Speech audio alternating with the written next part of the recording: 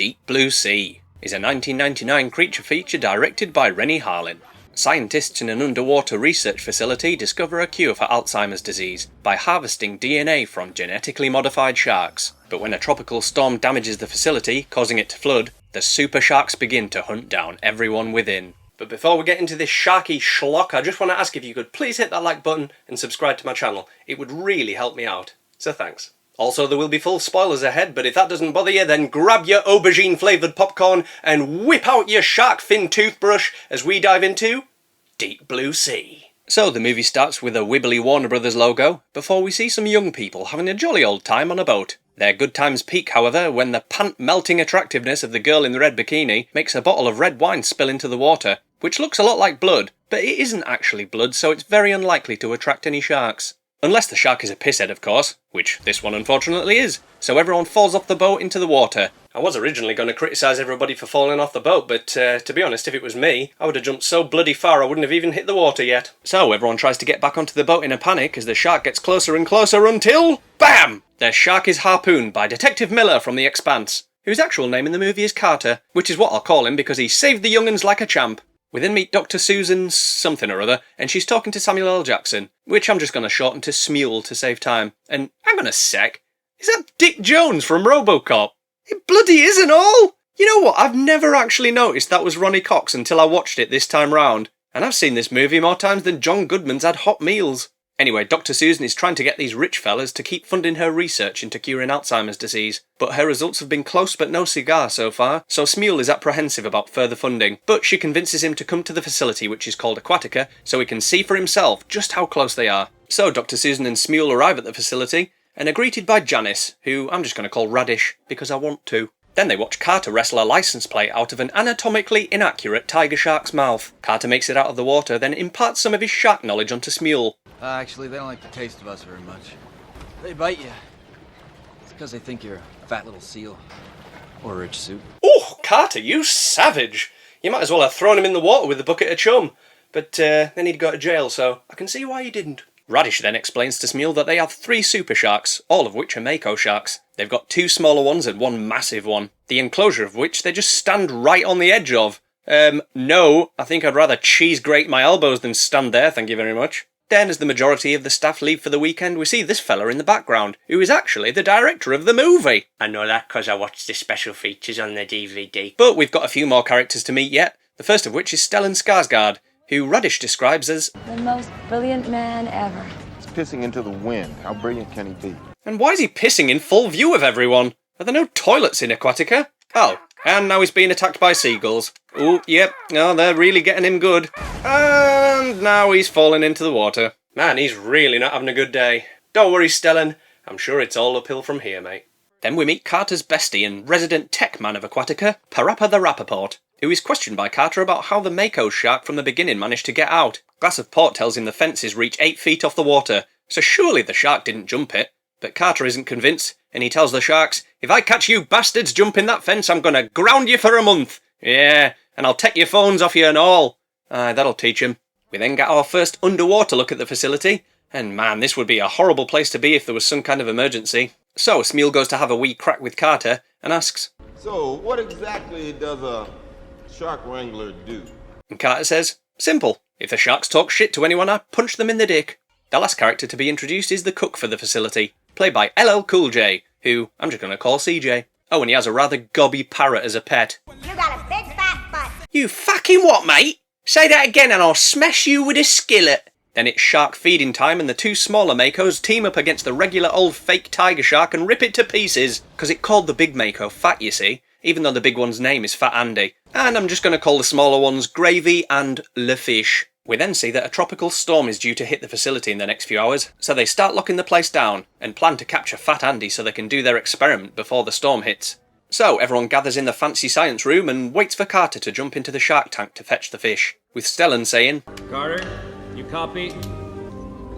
Carter?" "I'm taking a dump. Give us a minute for fuck's sake." After his dump, Carter is swimming through the cage when he's attacked from both sides by the smaller makos. So he raises his gun at them and they swim away saying, "He's got a gun! Leg it! Fin it!" Carter then opens the door to the cage and swims out into the darkness, which sets off my thalassophobia every bloody time I watch this bit, I mean, swimming out into the deep dark water is bad enough, but knowing there's a giant shark in there is probably the biggest fucking nope I can possibly think of.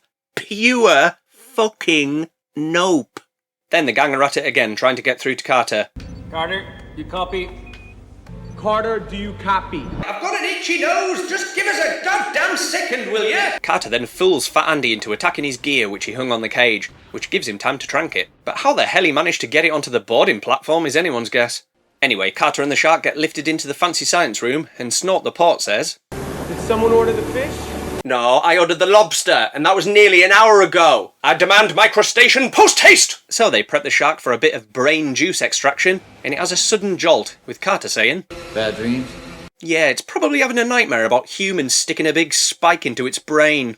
So they extract the brain juice, and holy guacamole! The experiment worked! Everyone is well happy, and Stellan crouches down next to the shark to thank it for its contribution to science. Fat Andy is really chuffed that it was able to help, but then notices that Stellan has a really long fingernail on his right hand. So he offers to bite off the nail, but accidentally takes off the whole arm! What a terrible accident! And Stellan's like, oh no, it's bitten off me wanking arm! I've tried it with me left, but it just doesn't work! I just go all flaccid!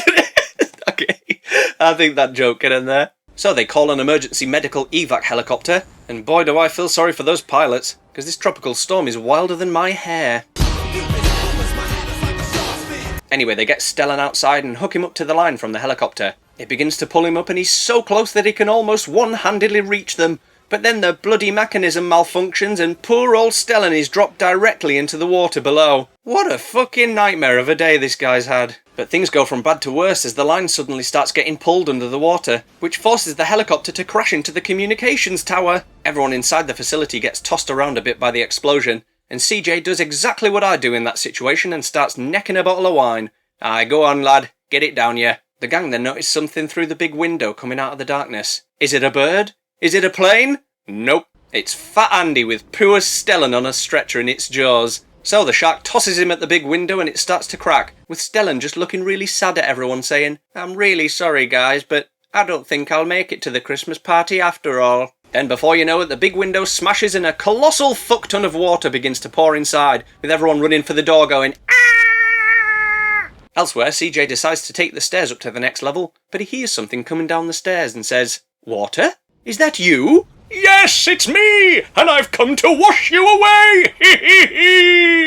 Back to the gang and they hear a load of banging from behind one of the big metal doors and say, Who's that? Gary? No, it's the rescue man. Yeah, that's right. I've come to rescue you. So open the door now and let me in. You will absolutely not regret it. But everyone thinks this smells a bit fishy, so they all run past the door and make it into the next room just before the hallway begins to fill with water. Then Smeal comes out with, Is that a goddamn shark broke through that door?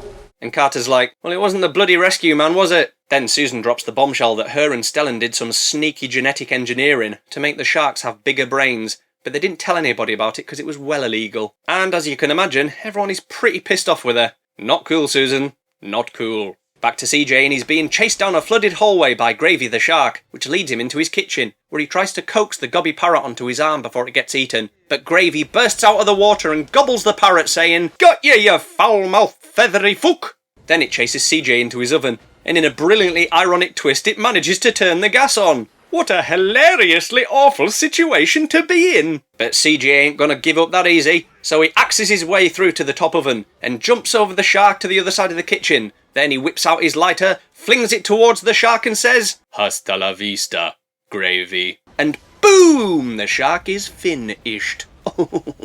Meanwhile, the rest of the gang find themselves in the wet pool room, but the mini-sub is proper buggered, so they can't use it to escape and they begin to lose hope. But Smeal is having none of it and gives an inspirational speech saying, Right everyone, here's the plan. In about 10 seconds or so, I'm going to get eaten by Fat Andy. Yeah, I know, it's going to suck, and the visual effects are going to be pretty wonky too, but we're just going to have to live with it. Well, except me, because I'll be dead. Right about now. Also, why are the visual effects so inconsistent? The shark snatching Smeal looks pretty bad, but the underwater shot of them ripping him apart seconds later looks great. Not that it matters, like it a cracking scene either way. So, with the wet pool being a no-go, the rest of the gang decide to take the risk of opening the door to the elevator shaft. So they open the door, but because the surface has been compromised, the pressure can't hold the wet pool in place. So the whole joint starts flooding at an alarming rate. Everyone tries to get up the ladder as quickly as possible, as the elevator shaft starts filling with water, and the burning elevator at the top is dropping bits of flaming debris down on them. Oh, and just in case that wasn't enough for them to worry about, Le Fish swims in to make sure that if they fall off the ladder, it'd be deadly as fuck. This has got to be one of the greatest elevator set pieces I have ever seen. It's so good! As they're climbing though, the facility starts to buckle from all the flooding, and the ladder breaks, causing Radish to lose her grip and fall into the water. Carter tries to help her, but she gets pulled under, before suddenly emerging in Le Fish's mouth, screaming before going back under for good. Man, it's a fairly harrowing death scene, to be honest. And I love it! Then everyone hears banging from the door above them and thinks, oh, what now? This day has been really shit! Oh, it's CJ! Oh, thank feck for that. So he helps them up, and for a brief moment they're out of harm's way. But they can't relax for long, because they're pretty close to the surface now, with only one flooded stairwell in the way. So Port and Starboard suggests rerouting the emergency generators to the bilge pumps, so they can drain the stairwell and get the hell out of this death trap. Problem is, the controls are on the lower level, which is wetter than a whale's wet bits. But it's the only shot they've got, apart from this shot, in which Thomas Jane is also Christopher Lambert.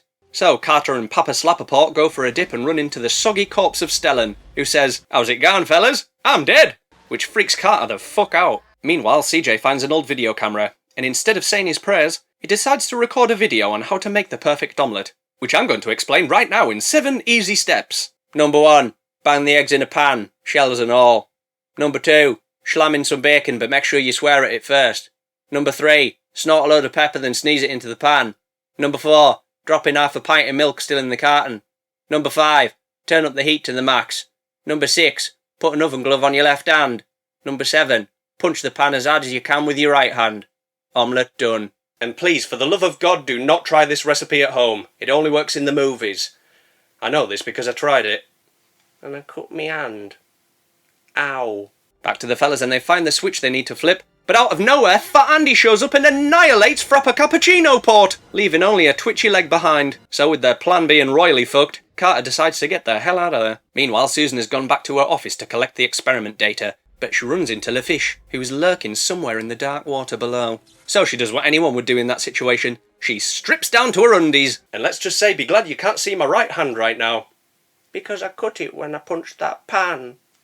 Ow. So Susan, standing on her wetsuit, waits for Le Fish to strike, before jamming an electric cable into its mouth. Lucky for her, Le Fish is allergic to electricity, and perishes quickly. Also, does anyone else think that Saffron Burrows would have made a great Lara Croft back in the day? She was fine. Damn fine. Anyway, seeing as though the plan went to shit, there's only one option left. They're gonna have to swim to the surface. But they're gonna try and distract Fat Andy with some fire extinguishers attached to life jackets. So the room fills up with water. CJ gives them a blessing from the Bible, but takes creative liberty with 1 or 2 bits. Then they're off, and luckily, Fat Andy takes the bait. So they make it to the surface, but just as they're catching their breath, CJ gets grabbed by Fat Andy! No! Bite its face, CJ! No, slap its ear! No, stick a finger up its nose or something! But he does the smarter option and stabs it in the eye with his cross, so it lets him go. Now at least everyone is out of the water, but Carter notices that the fences have been significantly lowered by the sinking facility, so they decide they're gonna have to find a way to kill Fat Andy before he escapes into the deep blue sea. That's the title of the movie, yeah? Carter finds his harpoon gun from the beginning of the movie and fills a harpoon with dynamite, with the idea being to impale the beastie and then hook up the cable to a battery and boom! But Fat Andy is too far away, so Susan decides to squeeze strawberry ice cream sauce onto her hand from a bottle disguised as shrapnel. Because Fat Andy's favourite food is ice cream with strawberry sauce, you see, which is probably why he's so big. Anyway, Susan jumps in the water and gets the shark's attention, but when it charges her, she can't get out of the water. But don't worry, Susan, Carter is diving in to save you and... Oh no. Oh, I don't think that was supposed to happen. Oh, bugger. Then in one of the most brilliantly ludicrous scenes ever, Carter does an underwater flip over the attacking shark's head and grabs onto its fin. And then in a truly crowd-pleasing moment of heroism, CJ rocks up with the harpoon gun! Woo! So he fires it at the shark, but accidentally impales Carter to the bloody thing. Carter shouts at CJ to blow it right before Fat Andy finally breaks through the fence. So CJ hits the battery and boom! The shark goes kablamo. CJ looks relieved that it's finally over, but sad that Carter didn't make it. But he did! Yay! Then we see the weekend crew turn up in a boat saying, oh man, our weekend was boring as fuck. What you two guys been up to? End of movie. Well, I've got to say that I've got a huge bias here because Deep Blue Sea is one of my favourite movies of all time. Yeah, it's got flaws, but I just love the movie so much that they don't bother me in the slightest. As far as I'm concerned, Deep Blue Sea is 90s creature feature perfection. So, Deep Blue Sea, what did you think of it? Did you like it? Did you loathe it? Let me know in the comments below, and if you could please hit that like button and subscribe to my channel, it would make me very happy. But above all else, thanks for watching. Oh, fucking hell, I'm really dizzy now. Oh.